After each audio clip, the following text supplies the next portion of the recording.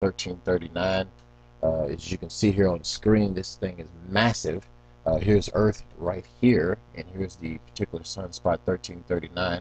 It has already produced 2 M-class flares within the last 24 hours. This thing has the potential to produce X-class flares. As you can see right here in the report on solarhams.com, and there's a link below this video to go to this website to look at all this data yourselves. Sunspot 1339 produced a moderate-sized M43 solar flare, which peaked at 22:01 UTC Wednesday evening.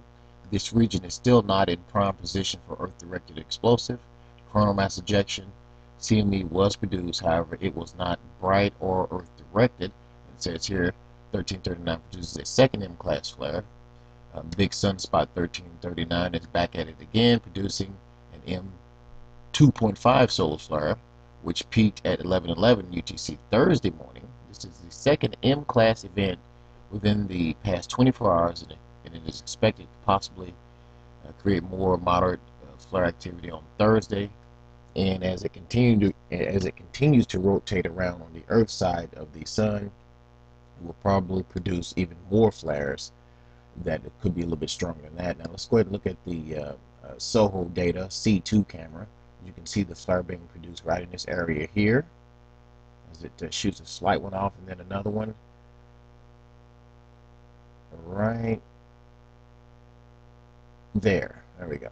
Okay, as you can see, it produced that particular flare that they were talking about, at least one of them anyway, and then another smaller flare.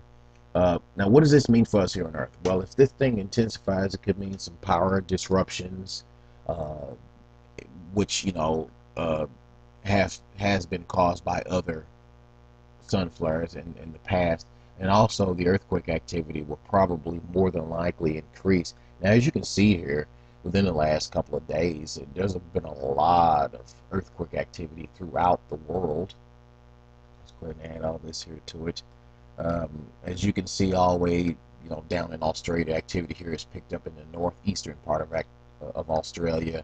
And as this particular sunspot group rotates around, I suspect the activity will even increase, and we'll probably get a major earthquake, a pretty strong earthquake, 7 or above, somewhere on the planet. Now, I can't exactly tell you what these things are going to happen all the time, although I did make a prediction video, I believe it was Saturday or this past Saturday or Sunday, where I predicted certain parts of the world the earthquake activity would pick up because of heating that was going on in the Earth's crust from satellite data that I had looked at.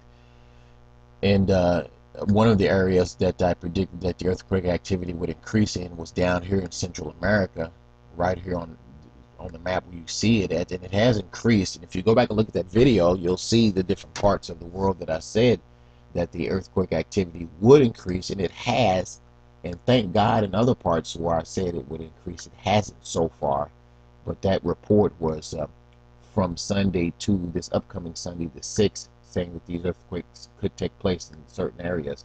So hopefully they don't take place, and hopefully there won't be any loss of life. But a lot of them have actually come to pass. And I do suspect with this new solar activity increasing, we will see increased amounts of earthquakes throughout the globe because of sun activity and the strange weather pattern that has been produced here within the last several days or week or so.